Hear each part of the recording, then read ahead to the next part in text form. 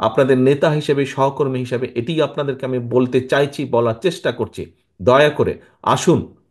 আমাদেরকে কিন্তু দিন শেষে আপনারা প্রায় বলেন যে বিএনপির প্রতি মানুষের আস্থা আছে। ভাই, এই আস্থাটাকে তো ধরে রাখতে হবে। আস্থাটাকে ধরে না রাখলে কিন্তু আপনি ভোট পাবেন না, কোনোভাবেই আপনাকে ভোট পাবে না।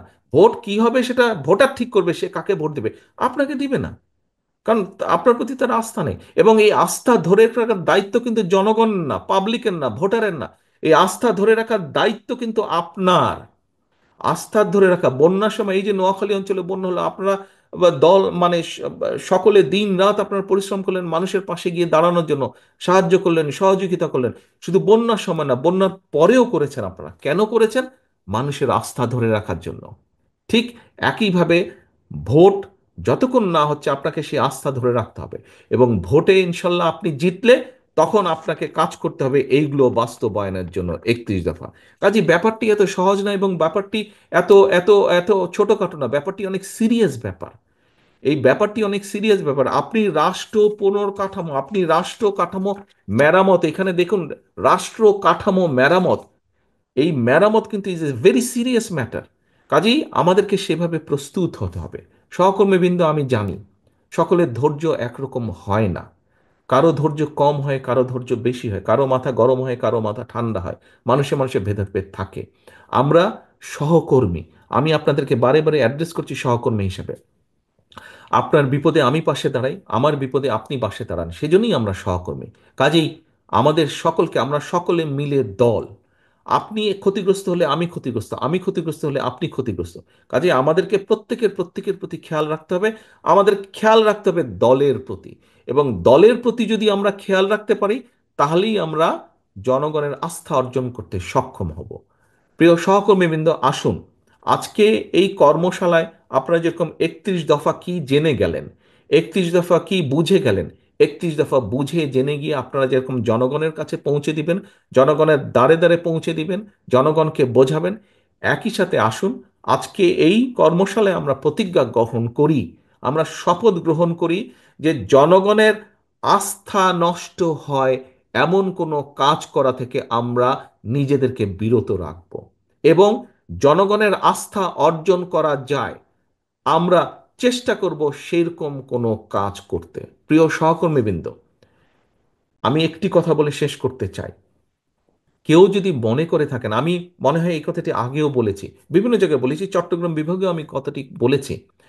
কেউ যদি আমরা ভেবে থাকি যে আমাদের প্রধান রাজনৈতিক প্রতিপক্ষ যাকে আমরা ভাবতাম, তারা মাঠে এখন দুর্বল, তারা নেই মাঠে বা মাঠে দুর্বল, এবং তাহলে আমাদের সব কিছু সোজা একদম সসর করে আমরা চলে যাব, আল্লাহর ওয়াস্তে এই কথাটি মন থেকে সরিয়ে দিন। কারণ আমার 35 বছরের রাজনৈতিক অভিজ্ঞতার আলোকে আমি যেটি বুঝি, আমার থেকে এখানে অনেক অভিজ্ঞতা সম্পন্ন রাজনীতিবিদ আছেন, আমি মনে করি তারা আমার সাথে একমত হবেন।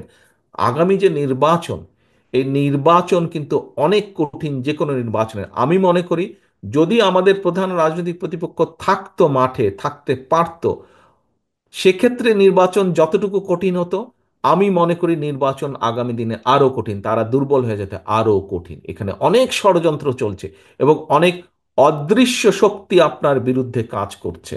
অদৃশ্য শক্তি এখানে, ওই যে চট্টগ্রাম বন্দরে বললো না অনেক ষড়যন্ত্র কাজ করছে, একজন বললে প্রশ্ন করেছে, বাংলাদেশ জাতীয়তাবাদী দল বিএনপি তথা আপনার বিরুদ্ধে, যেহেতু আপনি বিএনপির প্রতিনিধি, আপনার বিরুদ্ধে অনেক ষড়যন্ত্র কাজ করছে। একটু ঠান্ডা মাথায় আল্লাহর বাস্তে এগুলো চিন্তা করুন আপনারা। আপনি ছাত্র দল হন, যুব দল, স্বেচ্ছাসেবক, বিএনপি, তাঁতি দল, মহিলা দল, যেই হন না কেন, আল্লাহর বাস্তে এগুলো একটু চিন্তা করুন। বহু ষড়যন্ত্র চলছে। এই ষড়যন্ত্রকে যদি উপড়ে ফেলতে হয়, এই ষড়যন্ত্রকে উতরে যদি আসতে হয়, আমাদেরকে ধৈর্যর পরিচয় দিতে হবে, আমাদেরকে ধৈর্যশীল হতে হবে, আমাদের আচরণ সেরকম হতে হবে। প্রিয় সহকর্মীবৃন্দ, আমি আশা করব, আমি বিশ্বাস করি যে যেই কথাগুলো আপনাদের সামনে শেষে আমি এসে বলেছি, আমি জানি সারাদিন শেষে আপনারা আজকে ক্লান্ত, খুব বেশি কথা শুনতে এখন ভালো লাগবে না, কিন্তু যে কথাগুলো না বললেই নয়, আমি আপনাদের সামনে সেই কথাগুলোই তুলে ধরেছি। আমি অনুরোধ করব, বিগত 15-16 বছর আপনারা অক্লান্ত অত্যাচার নির্যাতন সহ্য করে আপনারা এই জায়গায় এসে দাঁড়িয়েছেন। আসুন আমরা সকলে মিলে, আমরা যেই অত্যাচার নির্যাতন সকলে মিলে সহ্য করেছি, আমাদের সামান্য ছোট ছোট ভুলের জন্য যাতে আগামী দিনের আমাদের এই বিসর্জনগুলো যাতে, আমাদের এই বিসর্জন যাতে নষ্ট না হয়ে যায়, আমরা সেই ব্যাপারে সচেতন থাকি।